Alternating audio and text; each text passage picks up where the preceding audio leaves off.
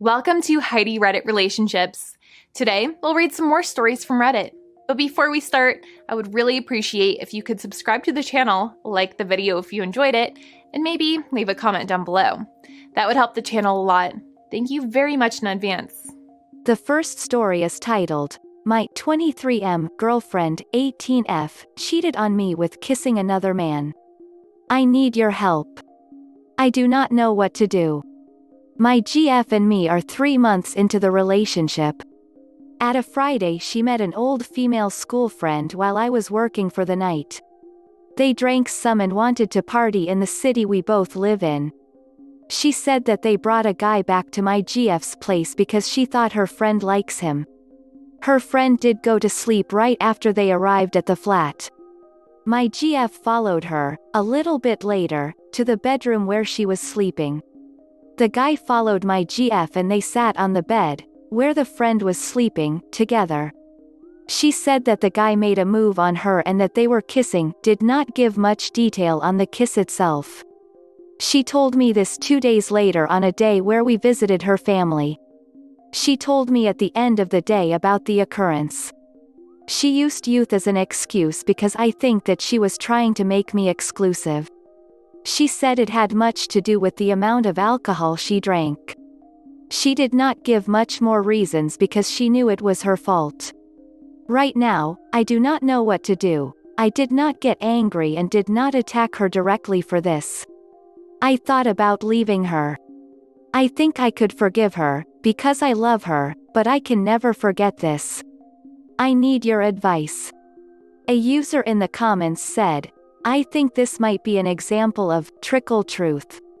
She's telling you a much watered-down version of the story, but as time passes, if you question her, more will come out. I don't know your GF, but I wouldn't be surprised if there was a lot more than kissing that happened. Another user said, You're only 3 months in, dude. Don't go any further. If she's lost interest enough to kiss another guy, then 3 years isn't going to look any better. The next story is titled, Update My 23M Girlfriend 18F Cheated on Me with Kissing Another Man. I texted her that I wanted to meet her and talk. She quickly replied and took time to meet me at the local park. She told me that she had not much time, so I told her that we could talk another time instead. She declined my offer and wanted me to meet her at the bus station to go to the local park. On the way, I talked about how it hurt me what she did and so on. As we arrived at the park, we sat down on a bench. I talked about how I still love her but that I no longer wanted to stay in a relationship with her. She started crying really much. I gave her the tissues I packed, because I knew she and I would cry, but I stayed dry, weirdly. Her response was that she understands why I chose to go this way and she apologized that she did this to me. After she finished talking, I saw how bad she felt about the whole thing. I said that I am not angry at her or that I give her the blame for this. I said that I am glad at her that she told me the truth. But I stayed my decision and told her that I would leave now. I left her there crying, sitting on the bench in the park. I feel bad about this. Did I do the right thing? I would like to read your opinion. Edit. I read all your responses and I am now more than sure that I did the right thing because of you guys. Thank you very much. Smiley face. The next story is titled, I 21M have been looking for my sister 18F since 2014. I found a way to contact her last night, but I'm not sure how to do it. My parents got divorced in August of 2014. It was a messy duck-in divorce. One of the worst I've ever known, and I know quite a few of my friends' parents. My mother took half of my dad's savings, half of his pension. He had just retired after 11 years in the army plus 25 years in the police.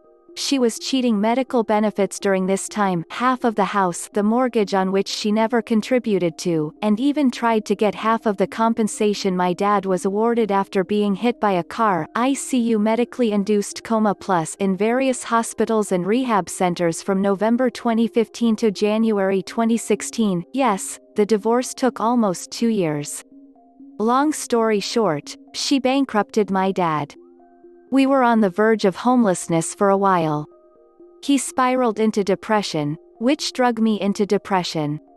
Things were ducking bad for us. She also tried to use me and my sister as a weapon against him.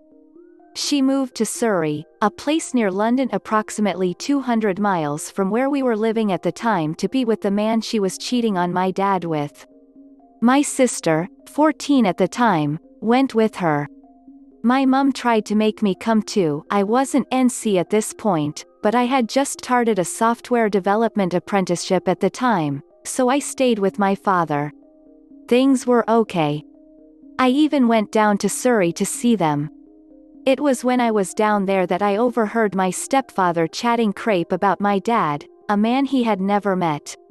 Calling him worthless, good for nothing, not a real man, was thrown in there a couple times. She was laughing along all the way. Obviously, I was upset. When I got back home, I texted her to let her know that I knew what he had been saying. This led to a barrage from her side and telling me never to talk or attempt to contact her, my stepfather, or, and this is the only thing that killed me, my sister. I happily obliged with the first two. I carried on talking to my sister through Facebook, saying things like, "I will never not love you. You'll always be my sister." She said similar things back, and said she missed me. I went to message her one day, and she'd blocked me. I got a text from her, saying that the way I spoke to my mum and stepfather was disgusting and that they have been nothing but amazing to me and her. When I first read it, I thought it was weird. When my dad got the exact same text word for word, despite not saying anything to either of them, I knew it was my mother pretending to be my sister. I texted her back something along the lines of, "Your bullcrap has always been easy to see through, Mum's name." I didn't get any message back. Now's not the time to go into it, but after many a drunken conversation with my dad, I found out my mum was always emotionally abusive and a total narcissist. When she found out I tried to kill myself, she mentioned in a letter to another family member that I should have tried harder. I never want anything to do with her again. The issue at hand. As mentioned above, my father was bankrupted. He had no money left to fight for custody of my sister. I know he'd do anything to see her again. Going through courts is no longer an option. We don't know where they live, we don't have the money. Duck, we don't even know if any of them are still alive. Until yesterday. My girlfriend and I were scouring the web for any online presence of any of them, when she found a Facebook profile for my sister that was created around 2 weeks ago. It only has one profile picture, and the privacy settings are on pretty much maximum. You can only message it. She sent me the link to it, and I'm blocked. However, given what happened with the text message a few years back, I'm inclined to believe that's in part due to my mother. Maybe I'm being stupidly naive, and my sister really doesn't want anything to do with me. So, here's my dilemma. Not only has my sister been cut off from me, but she's also been cut off from her entire family. All her aunts, uncles, and grandparents are not allowed to contact her, lest they corrupt her mother's words into seeing me and my dad again. I can message my sister if I create a new Facebook account. Even if it's just to let her know that whatever she's been fed about mine and my father's feelings about her are lies, and that we still love her. Even if it's just to let her know that her nan thinks about her every day, and she could die happy after just one phone call from her. The issue is, I don't want her mother intercepting the message and making things worse for her or us. I'm sure her account is heavily monitored. I might sound crazy to a lot of people, And I know there's two sides to every story including this one, but I promise you on my own life, living under my mother is like living under a dictatorship. Your thoughts aren't your own. It's horrible. She will start university in September, I assume. I'm thinking the best way to do this is to message the account around October time. The thing is, I don't know if I'm emotionally ready to be told to go duck myself by her. My dad's therapist has said there's a very real possibility my sister grows to become like my mother. Part of me is ready to accept that fact as closure, part of me wants to believe that would never happen, and part of me thinks I should just leave it alone. I'm really at a loss for what to do. For 4 years I've been looking for her. Now that I've finally found her, or at least an online presence of hers, I really don't want to duck anything up. What's the best way to go from here? A user in the comments said, "Don't do this. It comes off as very manipulative and will likely send her running back away from you if you try something like this. If you're going to contact her, just tell her that you love her, miss her, and hope she is doing well. If she responds, try to go about a normal conversation, ask about school, future goals, friends, etc. Leave your dad and mom out of the conversation. Be prepared to be blocked, as if she tells your mom about this, she is likely going to feel you've hunted her down to corrupt her." Another user said, "This sounds really rough and I'm sure you're chomping at the bit to talk to her again. But your sister is an adult now and about to go to university. Once she moves out, she'll be able to have contact with anyone she wants. For that matter, she could go behind your mom's back now if she wanted to. Creating a fake FB profile to get in touch when she has you blocked doesn't seem like a great idea. Make yourself easy to find and hopefully she'll reach out. If she doesn't, tread carefully. I would recommend not contacting her in her first month at school. She'll have so much going on in her life and emotionally already at that point." The next story is titled, "Update 2, I, 21M, have been looking for my sister 18F since 2014. I found a way to contact her last night, but I'm not sure how to do it. Update, well, I'm 23 now. Finished university, starting a real job, dad and I no longer have depression, life is pretty good. As for my sister, a few interesting things happened to say the least. Firstly, I took the overall consensus from the original post and didn't make any attempt to contact her. I did drunkenly check her the page from time to time to see if anything had changed, and I found that I'd be unblocked on my main Facebook account. Probably around August that same year, my sister rang my aunt and said she wanted to arrange a meeting with her and her son, our cousin, obviously. My aunt immediately rang my dad and I and told us the good news. We were both uncertain about how we should take it, but overall, we were pretty happy.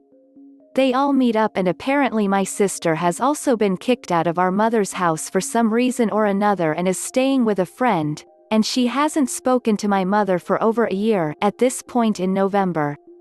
The story goes that my mother and her new victim managed to ostracize themselves from all their friends down there, and my mother took out her aggression on my sister, so she stormed out and turned up teary-eyed at this friend's house and has been living with them ever since. She asked about me and my father, if we were doing well, and if we hate her. Obviously, my aunt assured her that we definitely don't. My sister says that she wants to get in contact with the both of us, but she wants to take it slow and she didn't know how we would react. In my view, that's completely understandable. That's interesting. Point number 1. Just as a side note, my mother once smacked my sister in the face for wasting a tampon when she was 12.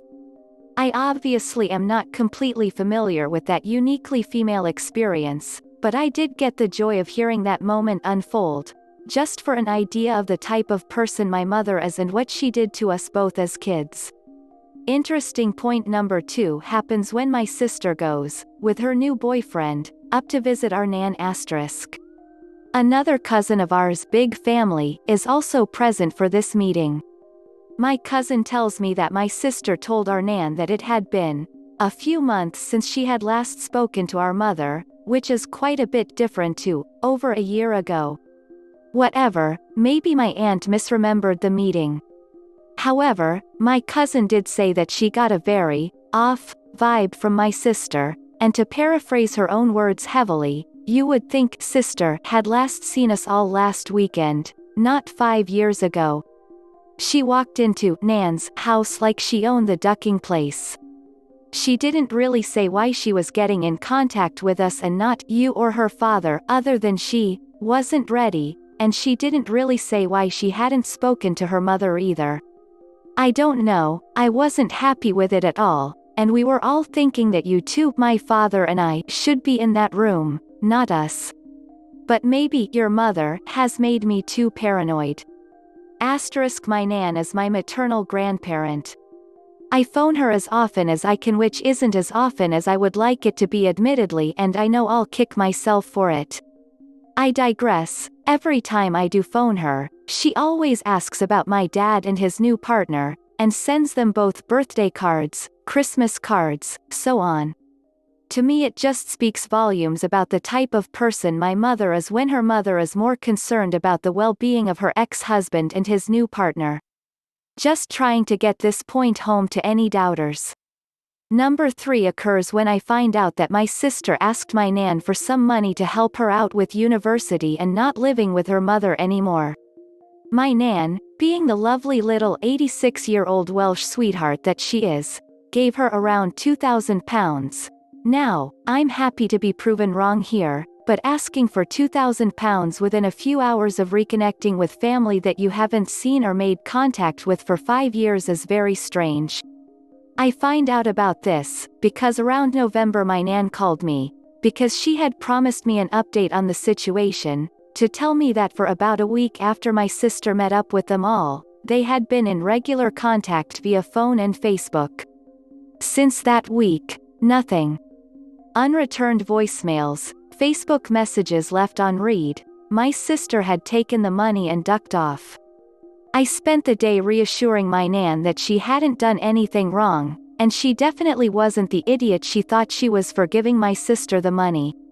Number 4 is the least interesting, but you'll be pleased to know that my ramblings end here at least. It should go without saying that since the first meeting in August with my aunt and her son, neither my dad nor I have had any direct contact with my sister. On Boxing Day, my sister finally calls my Nan and wishes her a Merry Christmas. My Nan says thanks and hangs up. In January, on my Nan's 87th birthday, my sister calls up and wishes her a happy birthday, and also mentions that she's having some money problems.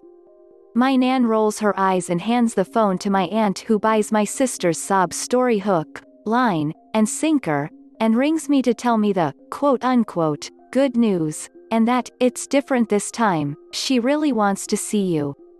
Around May, which is my birthday month by the way, my sisters send a text to my aunt to see if she has any old pictures of her. My aunt says she doesn't, but that me and my dad might, which we do. My sister sends a text back saying that she will get in touch with us. I know this is going to come as a complete shock, but it's been radio silence since, and in all honesty I'm fine with that. To me, it's crystal clear who my sister has grown up to be like.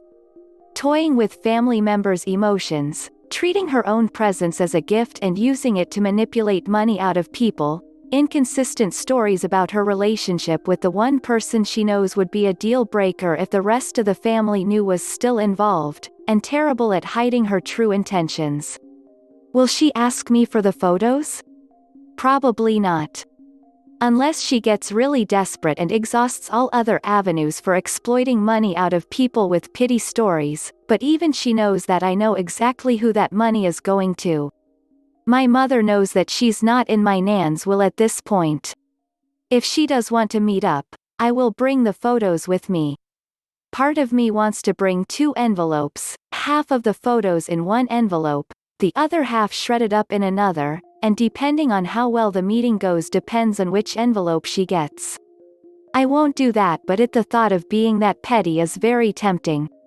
I'm not holding my breath. She was 14 and I was 17 the last time I saw her. She's turning 21 this year and I was 23 in May. I've had my years of anger and grief and done my time with depression. I've hurt many people and many relationships along the way. I'm still learning what's normal and what isn't, but on the whole my life is split up into before and after, and for the most part my sister lives and will remain in the before. Somewhat because I want to maintain the memory I have of her and not taint it by knowing what she has become, somewhat because I'm not ready to go through what I overcame again. I've accepted my role in the universe as the recipient of bad karma to make up for all the good karma that randomly happens to other people. I'm okay with that. For the first time in my life, I've been the one in control. As for my attitude to her and my mother, the best word I could adequately use to describe it is ambivalent. They could win the lottery and be on the news tomorrow, or they could get hit by a bus. My reaction would probably be the same. To everyone else out there with estranged parents or other family members, the one thing I learned is that estrangement is the best thing they'll ever do for you. Edit. Thank you all for your comments. I did my best to reply to everybody, but given the response to the original post I had no idea this would get so much attention. To the people that shared their similar stories, I hope you're all keeping well and staying positive and making the most out of what you've been dealt in life. Hard times make strong people. In reference to my idea of ripping up the photos, that was always only ever half serious. I wouldn't do something like that. It's petty, wouldn't be fair to my sister, and would only give me short-term satisfaction in the form of a pathetic one-up. I realized that before writing this post. In reference to the bad karma line, I actually think I'm a very lucky man, all things considered. I'm where I want to be in life. I have a fun and happy and stable family around me, and I'm confident in the person I've become. That line is a glimpse into my personality. Some people got that. Some people were genuinely concerned for me, which I do sincerely appreciate. The black dog never really stops chasing you, but I get a much warmer feeling from being able to laugh at a universe that is seemingly constantly crapping on you than I do from pretending that everything is okay. That's what I meant by that line. Thanks again to everyone for taking the time to read. It felt good to get this off my chest and know that a lot of people think I'm making the right moves. A good amount of people made the fair comment that my sister is still young and still possibly under my mother's influence. I appreciate those people taking the time to give feedback and advice, but ultimately my life had already moved on. I made peace with the fact that I may never see my sister again long before the events I've detailed out here, and when this all kicked off, the closure and acceptance I had moved on from began to unravel. I'm not ready to go back into dark days off of a risk that everything might be okay. Yes, in the future we may reconnect, but for now I am focused on my own life and am content with taking some of the rare happy memories I had of my family in my childhood with me, untouched by these developments. A user in the comments said, "I didn't read your original post at the time, but I'm going to comment anyway. I think you absolutely need to do whatever you need to for your mental health, and if that includes waiting for your sister to contact you and not making the first move, then fair enough. But you're both still so young. It's easy to say that she's as bad as your awful mother, but she's only been out from under her thumb for a short while, after a lifetime of being treated like crap by the woman that's supposed to love her unconditionally. It's going to take more than a few months for her to recover from a toxic mother-daughter relationship like that, and to realize that she shouldn't be treating people the way your mother has. I think you could both do with talking to a professional, to be honest. This isn't something that's fixed by time.